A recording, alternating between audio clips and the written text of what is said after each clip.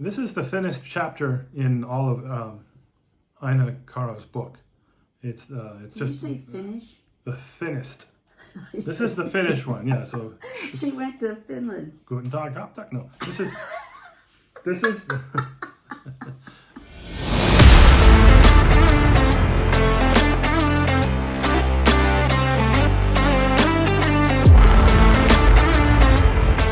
Paris to the Past, Day 2, Laon, Early Gothic.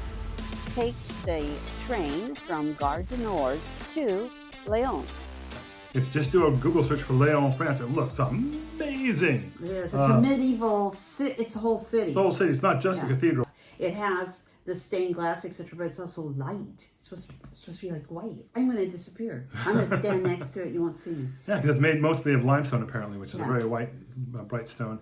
So it's gone up an entire floor. So it has 4 floors of light streaming into the cathedral, rather than the 3 that are on the normal Gothic. Right, we saw and this is the 13th century, so we bounced ahead from 1200 to 1300.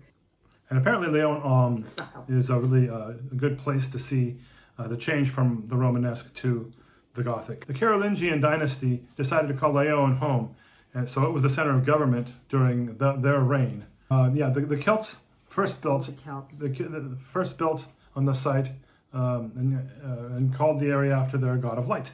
Apparently, there's a gondola that takes us up the hill there. It's on the top of a hill. Paula's really excited about that. Yeah, she loves gondolas, especially since the one we went to in Alaska. That was a lot of fun. Arriving by train to Laon is simply glorious to see the cathedral up on the hill. It's a beautiful sight. It's very inspiring. Yeah, but the trains, it took us the good 30 days that we were there to try and figure out what all of these numbers and significance meant to your well-being on the train. Laon is fabulous because you get there and, of course, they have to get an early start on their Christmas advertising. This was June, by the way. This kind of struck me as odd.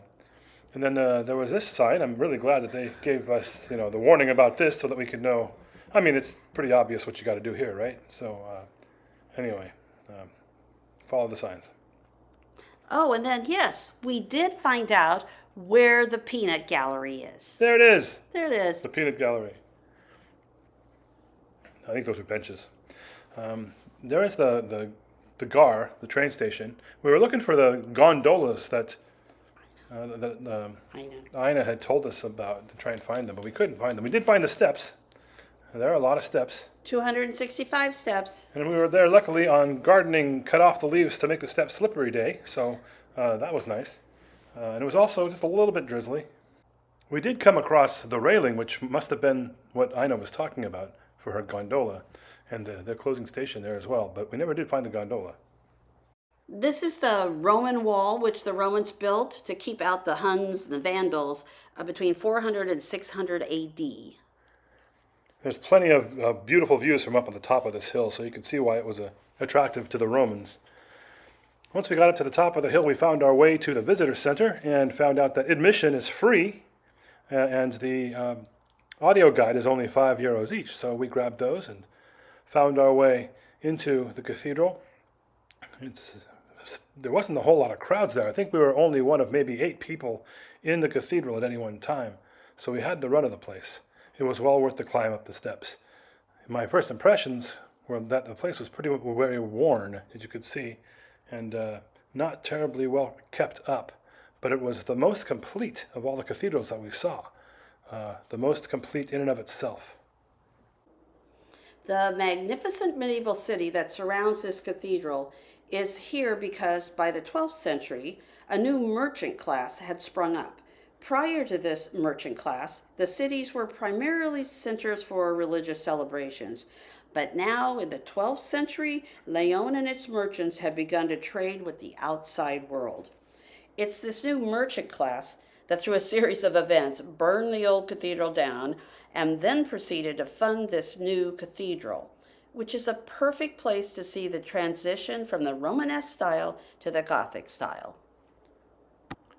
And here you can see the difference in light from Saint-Denis to Laon. Laon has so much more availability of light with that extra 4th floor on the cathedral.